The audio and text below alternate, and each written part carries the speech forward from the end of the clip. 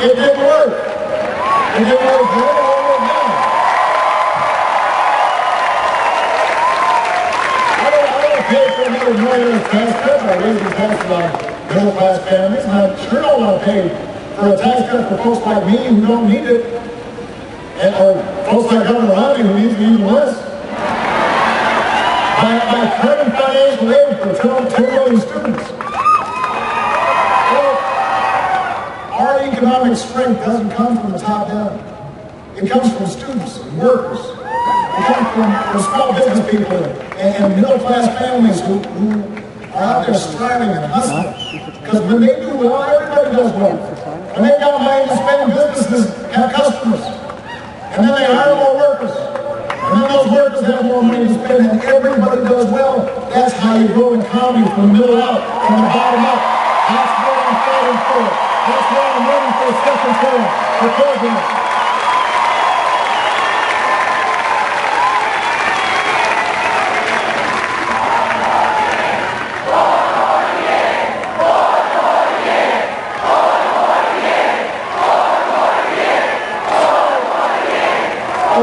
In just 2 months, you're going to choose the path we take.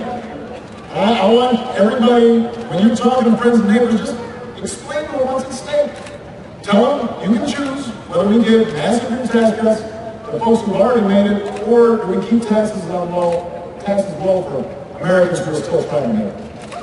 I cut taxes for middle-class families, and for small businesses, and for students. I want to make sure the taxes are not raised a single dime on the first $250,000 of your income, which, by the way, means 98% of families and 97% of small businesses would not see a tax increase. That's the choice in this election. Because we're going to have to close the deficit, and the question is, are we going to do it Mr. Romney's way, or are we going to do it in a balanced way that says, yes, we cut spending we don't need, but we also ask everybody to do their fair share. You know, we can choose whether we give up new jobs, new industries to other countries, or whether we fight for those jobs in states like Colorado and Iowa and Ohio by investing in the research of our scientists, investing in the skills of our workers and our students, in the innovation that harnesses new sources of energy, that brings about the next generation of manufacturing in places like Fort Collins. That's what's at stake. You can make a decision as to whether we're going to keep college affordable.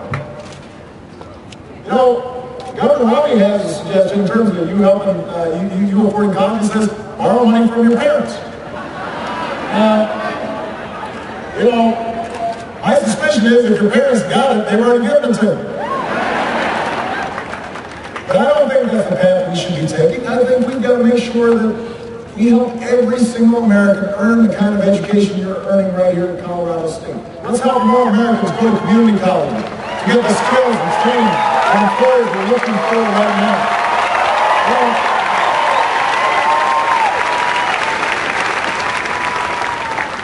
see, maybe my opponent doesn't understand, but I do.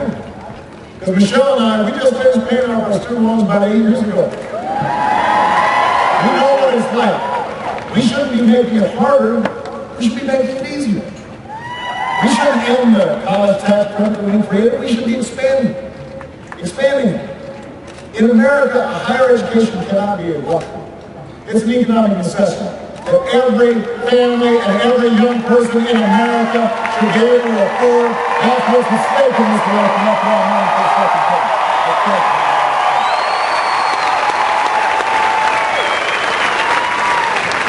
If your friends or neighbors are concerned about energy, you tell them, do we want an energy plan written by and for big oil companies? Or do we want an all of the above energy strategy for America? There's all of those sources of energy. Governor Romney calls them imaginary. Congressman Ryan calls them a fad. I think they're in the future. I think they're worth fighting for. This university gets 10% of its power, soon to be 30% from solar energy. About 10,000 good Colorado jobs depend on wind and solar industries. It is time to stop giving $4 billion a year in taxpayer corporate welfare to oil companies that are making money every time you fill up with a tank of gas. And let's invest that money in homegrown energy that has never been more promising. That's the future. In America, this is the future. It's good for jobs, it's good for our economy, and it's good for the planet too. That's what's at stake in this war.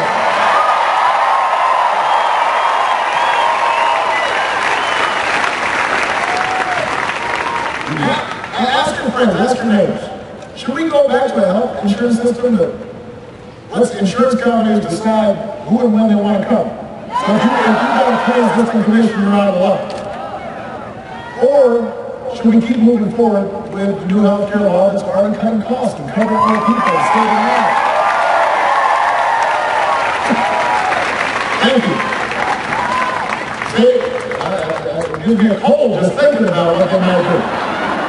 Governor Romney, he's promised that somewhere between his first day and, I don't know, the next day, he's going to sit down and grab a pen and he's going to eliminate Obamacare. This is what's called the Romney doesn't care plan. Kick 7 million young people off the parents' plan. Raise prescription drug costs for seniors. Tell folks with prescription or with pre-existing conditions, you're out of luck again.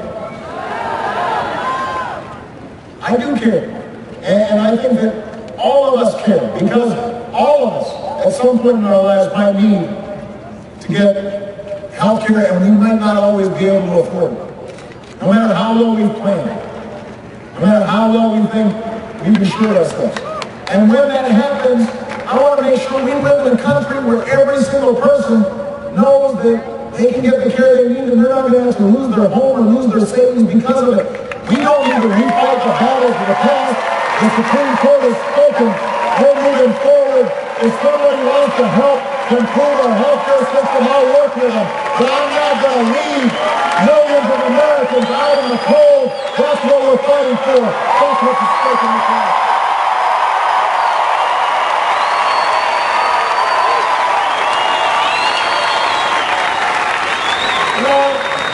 On issue after issue, these guys seem to just want to go backwards. Sometimes they want to go back 10 years, sometimes 20, sometimes 50, sometimes 100. This isn't the time to refight battles that we've already settled. In November, you can say that in this century, women should be trusted to make their own health care decisions.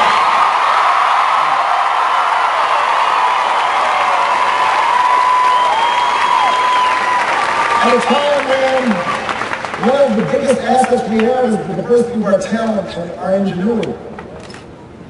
It doesn't make sense for us to tell young people who've grown up in America, who pledged allegiance to the flag, who've understood themselves to be Americans, who want to serve in our military or attend our universities, that somehow because their parents were undocumented, they should be sent back to countries they've never even heard of. That's not who we are as a people.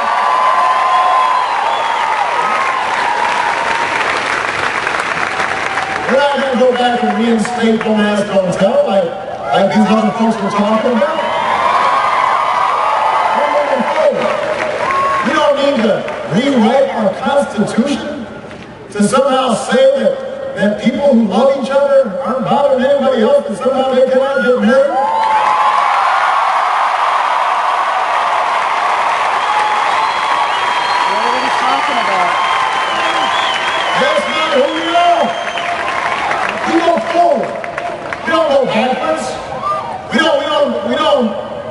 The history of this country has not been to see if we can exclude more people.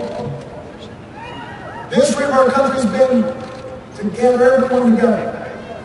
If you're willing to work hard, if you're willing to act responsibly, if you believe in that American creed, then you're welcome. We're part of a family. And we don't believe in sending people to the sidelines. We believe that the strength of our country, the character of this nation, comes from hearing every voice, from harnessing every talent.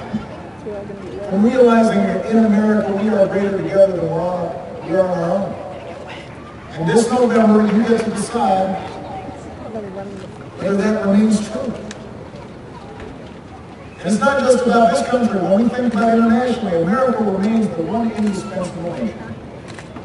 Issues of war and peace are ones where you've always got to be at the forefront. And so you get to decide the future of the war in Afghanistan. Governor Romney says that me ending the war was tragic. He's criticized me for bringing 33,000 troops home from Afghanistan next month.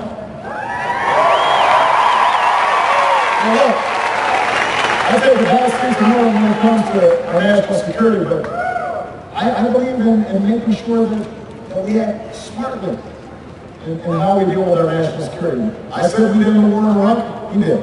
I said we'd go after Al-Qaeda and Bin Laden, and we did.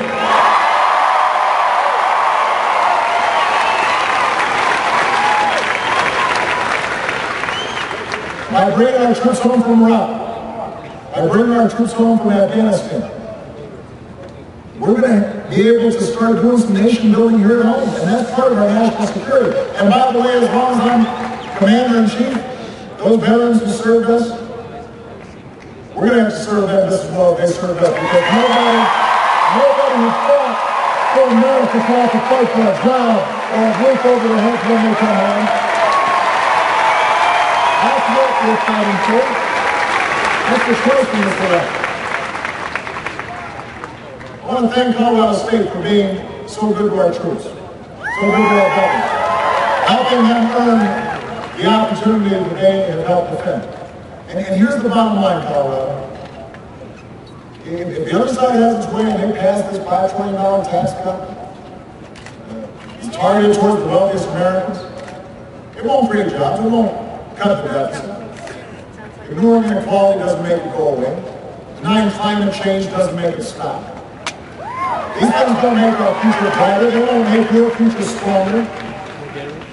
And so the ultimate question is, will you choose the path that actually leads to a better future? You have a chance to prove the city wrong one more time.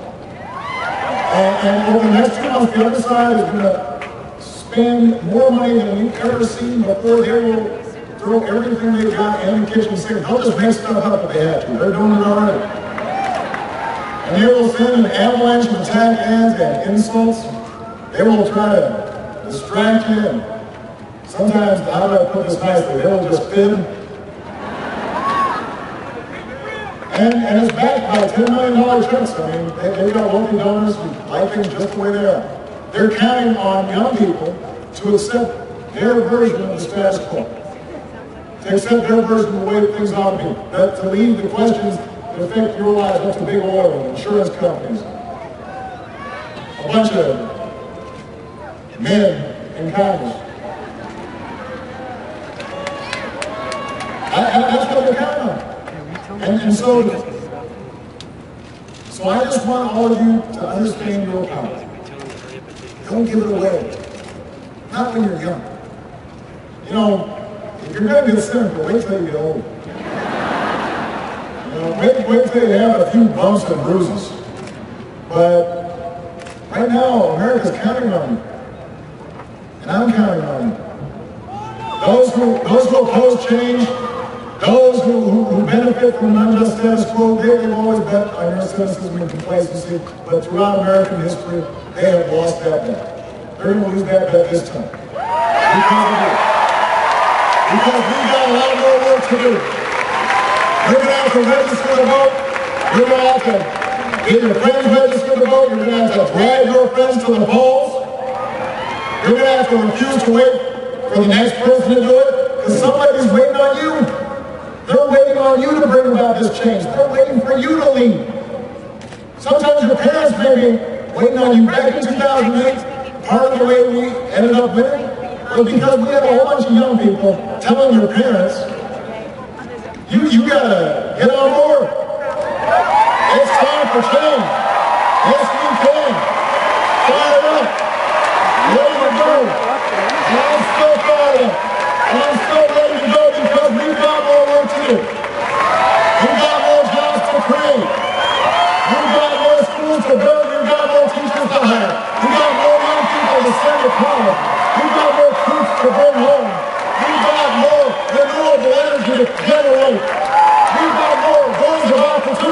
special to everybody who's willing to work hard and walk through them. That's what's at stake in this election, and that's what's at stake right here in Colorado, because if we win Colorado, we will win this election. If we win Fort Collins, we will win this election. We win Fort Collins, and we'll finish what we started. And we will remind the world just why it is that the United States of America is the greatest nation on earth.